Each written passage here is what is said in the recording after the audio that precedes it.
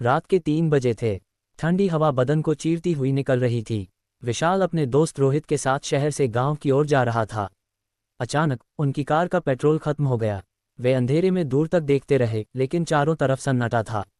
तभी उन्हें सड़क किनारे एक पुराना रेलवे स्टेशन दिखाई दिया। चलो वहां देखते हैं, शायद कोई मदद मिल जाए, विशाल ने कहा। वे स्टेशन की ओर बढ़े। स्टेशन पर घना अंधेरा था, बस एक पुराना लालटेन झिलमिला रहा था। अंदर घुसते ही ठंड और बढ़ गई। प्लेटफॉर्म पर एक टूटी फूटी बेंच थी और दीवारों पर पुराने धुंधले पोस्टर लगे थे। स्टेशन पर कोई आदमी नहीं था, लेकिन ऐसा लग रहा था जैसे कोई उनकी हरकतों को देख रहा हो। तभी अचानक एक ट्रेन की सीटी सुनाई दी। विशाल और रोहित चौंक गए। सामने से धुएं में लिपटी एक पुरानी स्टीम इंजन वाली ट्रेन आ रही थी।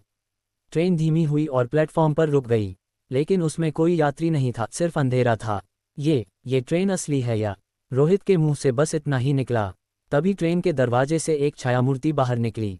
सफ़ेद कपड़े, घने उलझे बाल और गड्ढों जैसे काले आंखों वाले उस अजनबी को देखकर दोनों की रीढ़ की हड्डी जम गई। वह बिना हिले डुले उनकी ओर देख रहा था। भागो, विशाल चिल्लाया। जैसे ही वे मुड़े, प्लेटफॉर्म पर कई साए प्रकट हो गए, धुंधले, खिलते हुए, धीरे धीरे उनकी ओर बढ़ते हुए। स्टेशन पर भूतों की सरसराहट गूंजने लगी। रोहित ने कांपते हुए पीछे देखा, वह अजनबी अब उनकी ओर दौड़ने लगा था।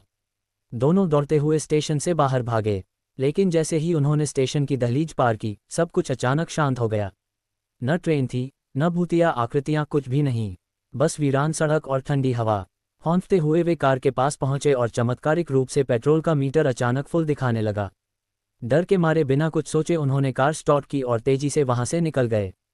अगले दिन जब उन्होंने उस स्टेशन के बारे में पता किया, तो जो बात सामने आई उसने उनके होश उड़ा दिए। वह स्टेशन पिछले 40 सालों से बंद पड़ा था और कहा जाता था कि वहां आखिरी ट्रेन में सफर कर रहे सभी यात्री एक रहस्यमय हादसे का शिकार हो गए थे। तभी से हर अमावस्या की रात उस स्टेशन पर वो भूतिया ट्रेन रुकती है, यात्रियों की तलाश में। आज भी अगर कोई भटक कर वहां चला जाए, तो शायद वो कभी लौटकर नहीं आता।